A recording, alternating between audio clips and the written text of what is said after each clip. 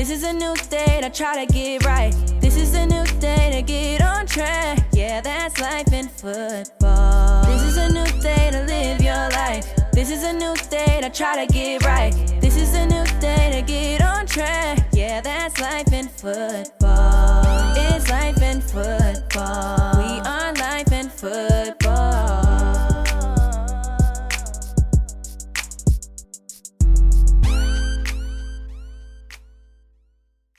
You are now listening to the Life in Football podcast. Check out the new website, lifeinfootball.com. Once again, the website is lifeinfootball.com. Thanks for listening. Welcome to the Life in Football podcast, baby. I'm your host, Mike Feet. And this your coach, Colin Moore. You know we loving life and enjoying football. Top-notch coaches all around the world. Top-notch coaches all around the world. Today we got Coach Jeremy Hawkins on. He's doing his thing right now. He's one of the big-time coaches out there doing his thing at Eastern Kentucky University, baby. And he's doing it big. Now, I'm telling y'all, man, he's doing a great job over there. He coaching the defensive line. But this is a coach, he can coach any area, honestly. I was looking at his resume.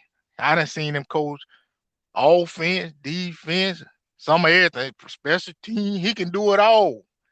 And not just that, y'all know I love when the coach done been a ball player. He done did his thing in college as well, high school, playing football, and well, that's what we're going to get more into. But without further ado, I'm going to go ahead and let C-Mo bring him on. How you doing, Coach? Man, I'm doing amazing, man. I appreciate y'all allowing me to come on today and talk with y'all a little bit. Hey, man, it's a blessing to have you on. You know me, I'm going to get right with it with you, Coach. So how did you actually know that you wanted to play ball, coach ball? And when did you know? Because I know a lot of people always see me and my family members, because I done love football my whole life. So they always be asking me, why don't you coach? Why don't you coach? I don't actually want to be a coach, but I like being around the players and going to schools and speaking and going to high school games and recording the games. But I never actually just wanted to coach. So when did you figure out like, hey, I want to be on the coaching side? Well, for a long time for myself, probably somewhere in high school football, I kind of had a mature mind. I was at that stage where, I'm thinking about life after football already in high school. I knew I wanted to play this sport as long as I could play it, whether that be at the highest level or not. Wherever that ending point was, I knew once I finished playing the game, I wanted to coach it. I wanted to be around it in some type of way, some type of aspect of it. And to get my football fix, I guess you can say. So I kind of knew in high school, man, I wanted to get into coaching, after I'm done playing the game. And it worked out pretty well for me. Now, Coach, with you figuring that out early, like I said, I know you probably around a lot of players who have no clue what they want to do. Do you ever get a chance to talk to them about, hey, now I know y'all want to hit that lead, but if you do hit it, play 1 year, 4 years, 13, what you going to do after? Do you ever have those conversations? Well, I had them, with my guys in high school. I did, man. I think right now, with the time that we're in now with kids now, man, it's hard and it's difficult for them to see past a freaking, a day in front of them, and sometimes they got to kind of step back and look at it, as life. It ain't just football, man. It's life. Y'all got the perfect name, Life in Football. You got life first that you got to think about. And I thought about that because I was the youngest of 5.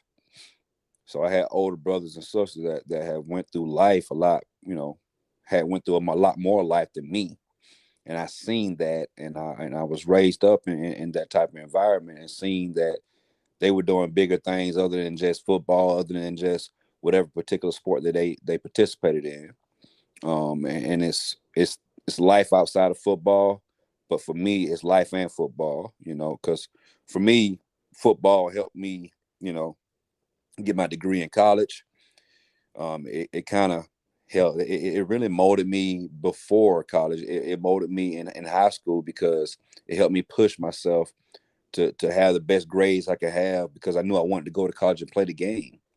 If I didn't do that, then I wouldn't be able to do what I wanted to do, and that's play the game in college and play it at its highest level, hopefully one day.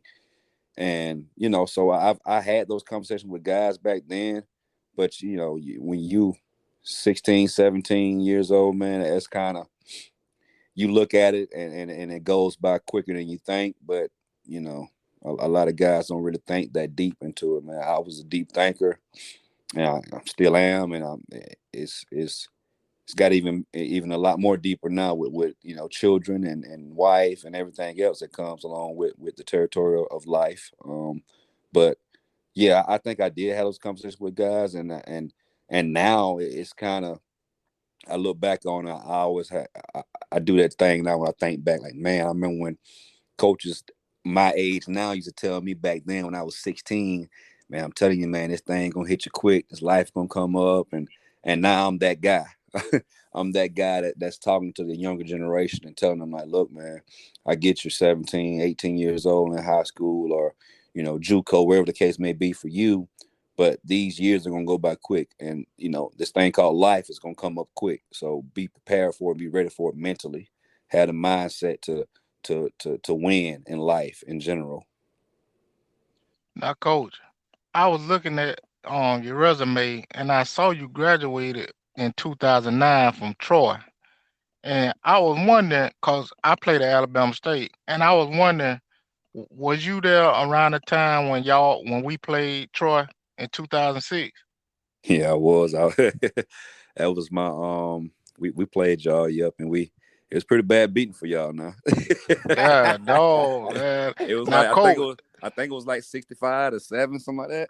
Oh, no, no, no, no, no. It was 38-7. 38-7. Okay. Yeah, yeah. Cause at first, that first half, it was 6-0 on that Right. first quarter.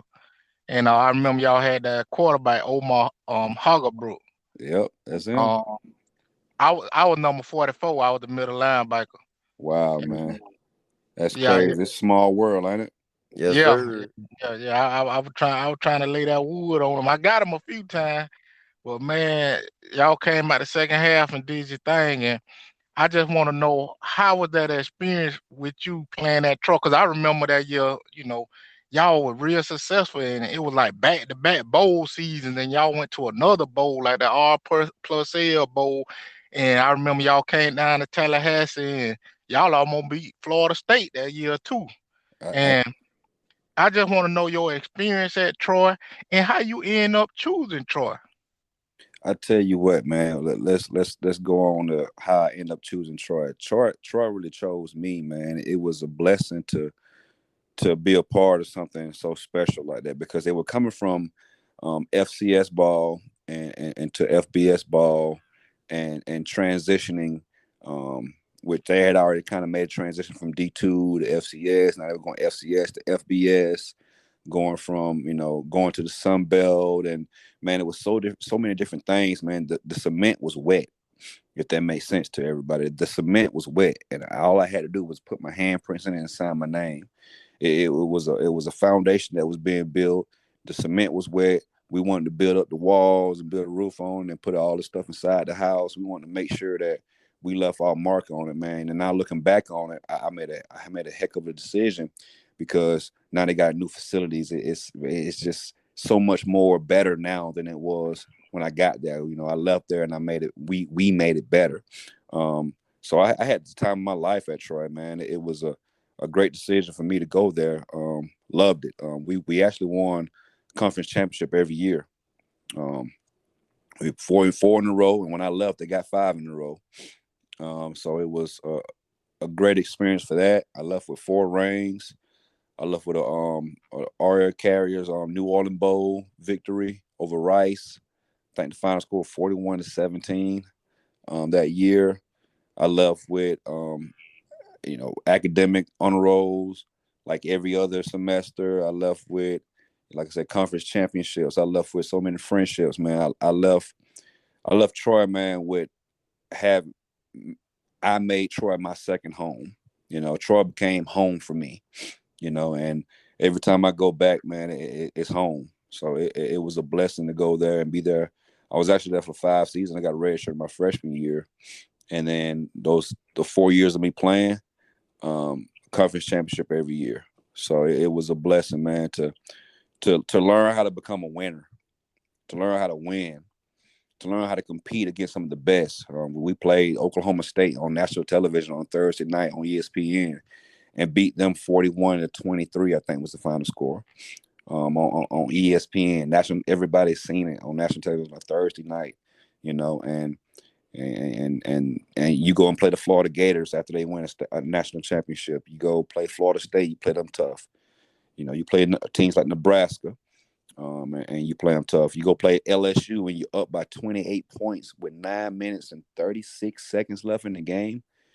In the fourth quarter, you take them down to the wire and you almost beat LSU. And then, time went past. When I was in coaching, the LSU actually lost to Troy. We should have beat them back in, I think it was 07, 08, whatever year that was.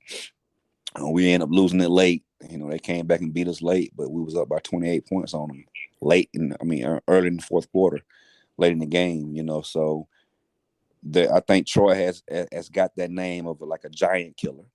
You go in and you compete against some of the best teams in the nation, and we compete with them or we beat them. We played the number 2 team in the nation, Georgia Bulldogs, when they had No Sean Marino over there, when they had Matthew Stafford at quarterback, and those guys were rolling, and we played them tough. We lost by 10. And it was a lot of things that happened in that game that, I feel like shouldn't have happened, but it was their homecoming. They made sure they got that win. I'm from Georgia, so I get it.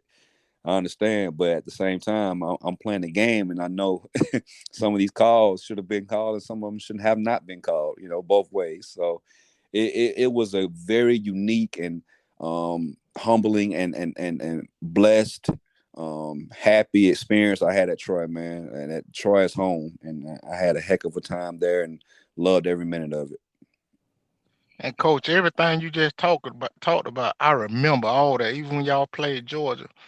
Yeah, I remember some of them calls too, man, because I still don't understand why a referee will make themselves such a part of a game that should be played on the field. And I really saw that this year. I was at a FAMU game. They played the playoff game, and I saw it. I'm talking about it was horrible. They was holding the defensive lineman. I'm talking about you see the jerseys getting pulled a mile away, and the referee ain't saying nothing. But when FAMU holding, like it was so bad.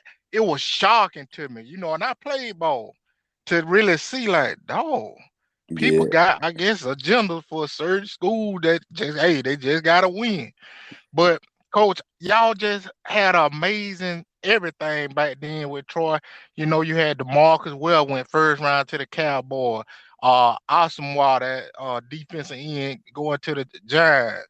Y'all had McKelvey, who I played against when you was there, the DB who went to the Buffalo Bills on first round, man. So y'all, it was like a back-to-back type of Yeah. ordeal of just, Yeah. guys drafted and y'all whooping. I'm talking about actually putting a whooping on teams and actually dealing with the big boys. I'm talking, and I was at that game when y'all played against Tim Tebow down in Gainesville. My Man. wife, she was at the University of Florida that time, and we ended up going to the game that day. And I remember it was kind of cloudy or something that day, like Oh it. yeah. Oh yeah. Yeah, It was humid, man. You couldn't hardly breathe down there in that swamp. right. Man, it And was that was bad. my first game I attended at, just going to a University of Florida game and actually seeing how the field just sit down Oh my in the goodness. stadium like that. Yeah, it was a bad deal, man. That was probably the first game where in game I'm like literally so tired that I'm almost can't get off the field to get a guy in for me. When they went on that long drive, I don't know if you remember, it was like a 13-play drive, Mm-hmm. and I'm out there just dying. I can't Right. breathe, man. They can't take me out. I'm like, oh my goodness. I think Now, during that drive too, I should have had an interception on that drive, man. I'll never forget. I was supposed to drop in the low hole and get depth. I ended up going to the flats, and then trying to get back to the low hole. So I was running late, and when Tebow threw the ball, I was literally 6 inches away from picking the ball off.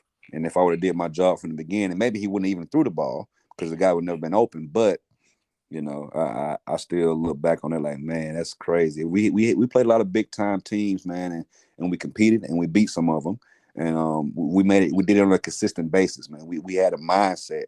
It was never a day of practice. It was never a workout. It was never a meeting that we didn't believe that we were going to win that game or any other game that we play against any team. We went in with the mindset that we were going to win every game, and that's kind of what I brought into the coaching realm of things, with the guys that I got coached by, Mike Pelton and Ricky Logo and Jeremy Rowell, all those guys on the defense side of the ball that coached me, man. Brian Turner, I can keep going on and on with the names of coaches that I had, but those guys helped mold us mentally. They helped mentor us mentally to never think that you can get beat. We always win in every game that we're going to win, period. No matter who it is, LSU, Florida State, Georgia, Oklahoma State, Florida, Nebraska, it did not matter. We was going into the game to win, and we won the game mentally first. So that's kind of who I am. That's kind of what I bring now with the guys I coach. I make sure I get to them mentally. Like, look, your mindset is everything. If you believe it, man, you'll go get it done, period. If you don't believe it, then you're probably not going to even get it done because you don't think you can. You got to think you can, you got to believe you can, you got to have faith in it, have faith in God and go get it, period. now, Coach, I want to hear a little bit about how it was for you growing up. I heard you talk about you the youngest of five. I want to know, like, was your other siblings in sports, and how was your parents and where you grew up at? Man, that's crazy, man. I'm born and raised in Americus, Georgia. Small town, football town, man. Won a couple state championships, football and track, while I was in high school there. My parents, my dad is from Americus. My mom's from Plains, Georgia. They met. Shoot, man, I wasn't even a twinkle in my dad's eye when they met, since I was the youngest. But man, I tell you this right here, they were together for 31 years before my mom died. And my parents, man, they molded me to be the man that I am today. Because without them being so strong in their relationship with God, without them being so strong in their relationship with each other, then I wouldn't be able to be in my marriage right now and be so strong with my wife and our children now. Because I seen my dad doing it. I seen my mom doing it until her dying breath. My mom died of cancer my sophomore year in college. So I lost her then. But growing up, man, you talking about a strong woman dealing with cancer all her life, all my life I can remember. My mom was diagnosed with cancer when I was 5. And I never forget her bringing the family together and telling us about it. And I'm the youngest, and I'm not really understanding what's really going on and what it means. She had breast cancer, and then, and she was dealing with that and surgery after surgery after surgery and chemo and so many other radiation and so many other things, pills she has to take, losing her hair, losing weight, and seeing her struggle and seeing her fight and seeing her be strong and seeing her be strong mentally. Like, and hearing her be strong mentally and knowing that she's strong mentally and the way that she speaks in life, man, that helped me and help mold me to the man I am, and then my dad, seeing him being the father that he is, being a strong husband to my mom and making sure that she had and didn't need anything, had everything and didn't need anything, man. He did everything that he could do to for her time here that she was going to be happy. 31 years of marriage, plus another 5 years of dating each other. So that's 36 years they had with each other before she passed.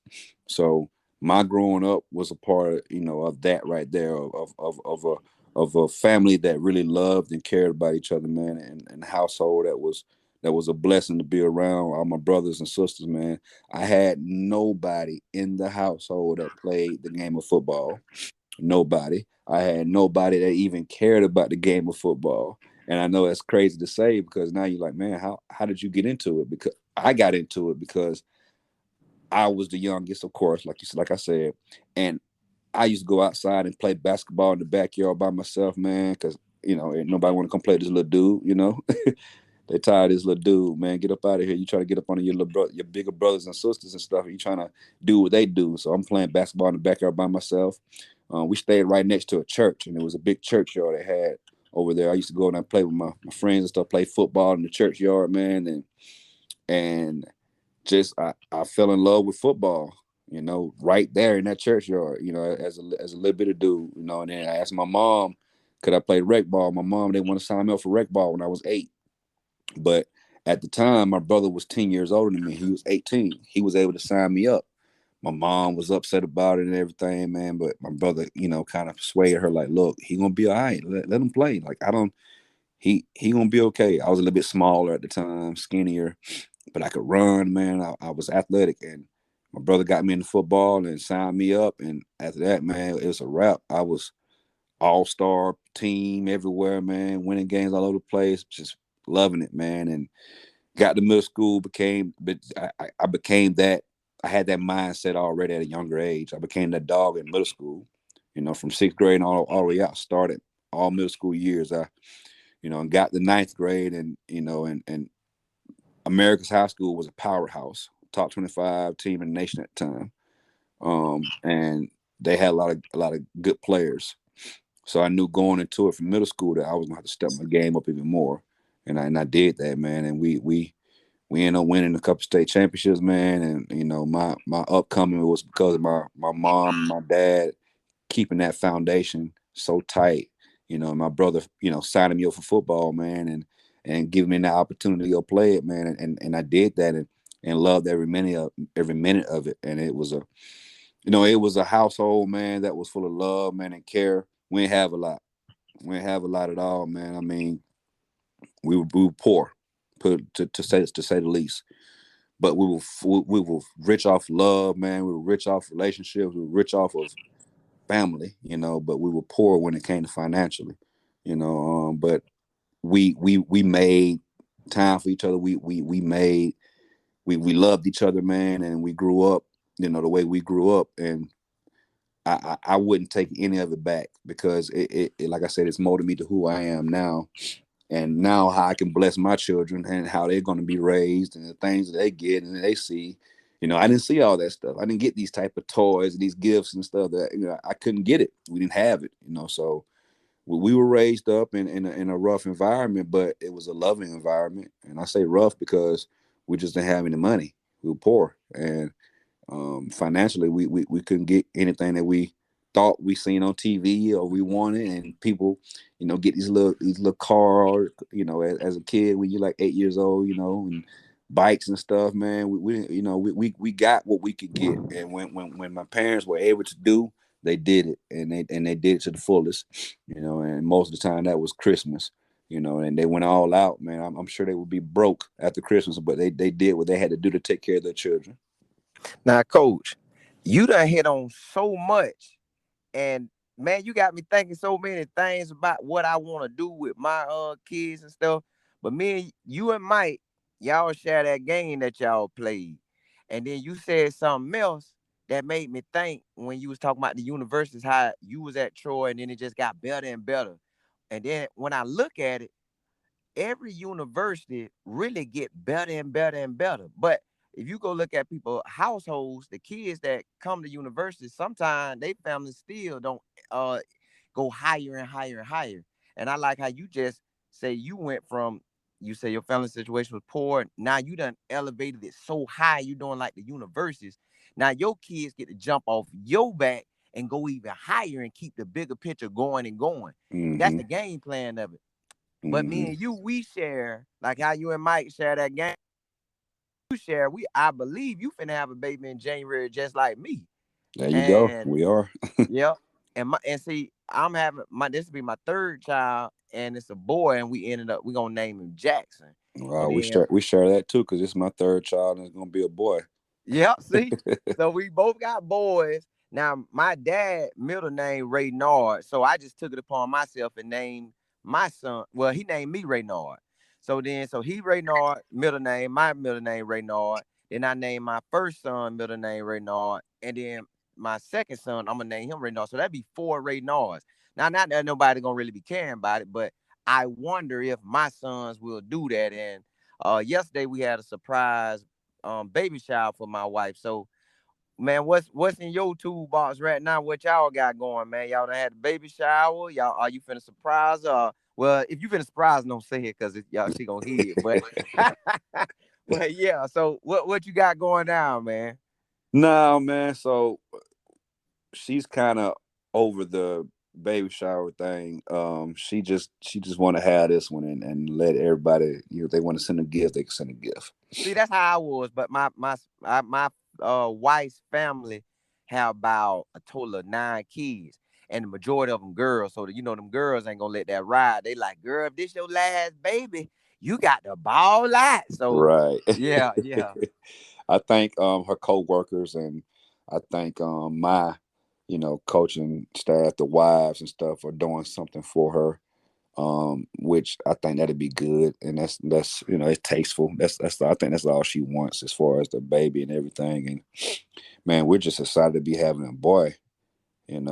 Both of us, like we both wanted a boy. And you should have seen me at the doctor's office, man, when they told me the sex of the baby. They said it's gonna be a boy. I almost jumped through the roof. So we're excited about it. And all my children, their names start with an A. My oldest, Adele, she's 8. Abigail is 2, and then the boy's name is gonna be Aiden. So and that's what we're gonna stick with. If we have another one, it's gonna be an A name. It's gonna be A something. And I decided not to do a junior. I just prayed on it, thought about it. It's just everybody's different. Everybody want to do it how they want to do it, and that's just something I went with. And me and Kristen, my wife, we agreed on it, and we're not gonna do the junior. We're gonna call him. His name's gonna be Aiden, and Aiden gonna have his own way and do his own thing, and hopefully he's not as much of a firecracker as his little sister. I mean, bigger sister now, Abigail. So it's crazy, man. How my oldest, she's 8, Adele, and she's so calm and laid back, and she do it. She got a little ways too. She's a girl. We get it. But Abigail, man, the youngest right now, I mean, is a firecracker, man. She's all over the place, into stuff, and outgoing, outspoken, laughing, joking, like literally every bit of me, spitting image. And I'm like, oh my goodness gracious. So it's a blessing, man. But I'm anxious to just kind of see how Aiden's gonna be, how the boy is gonna be, and who he's gonna look like. And me and my wife, we both were athletes. So she was a cheer and played basketball and all that good stuff. But she was cheer. She did cheer in high school, with won a state championship, I think, and she did cheer in college at UAB. And she's one of those types that's just athletic and just gifted, and she get it from her mom and her dad. I say basketball. Her brother played basketball in high school, and her brother actually played football in high school. That was really dang on good. And her brother's is a receiver at Alabama A&M right now. He's really good in college, and so it's down the line that we got athletic, genes. So hopefully this little boy, hopefully she pushing out a little 5-star, Yeah. Well, But Coach, we'll see about that though. Well, Coach, man, I got to go ahead and welcome you to the family, man, to the Life and Football family, and to the 3 baby family, because I already got 3 here, but they all girl. I got 3 girls. I love them. I love them to life, man. And I just want to say thank you so much for all the great things you are doing. Thank you for this great interview and all the positive message that you are providing, not just through this interview, but to the guys that you're coaching. And you're doing something very important as a former player, you're touching and impacting young men's lives all across this country. And that's a big thing that you're doing that's real important. And I gotta say shout out to you and shout out to the whole East Kentucky University football coaching staff. And hey, players, if y'all don't know, that's a program y'all might need to get up on because they got some big time things going on up there. And they got some nice facility, nice uniform. And y'all here, they got big time coaching up there. Y'all got Jeremy Hawkins, who up there doing his thing. Coach Jeremy Hawkins, I'm telling y'all, look him up, reach out to him, and let him know that you want to be a part of the program. Now, if you on the second string or the third string, you ain't really playing, don't call the man. Go ahead, tighten up, get on the first string, get your grades right, and he could probably do something with you. But I just want to say shout out to you, coach, again. And I'm gonna leave y'all how I always leave y'all. Keep your head up and not down, or else you'll fall to the ground. This is the Life and Football Podcast. Catch you next time.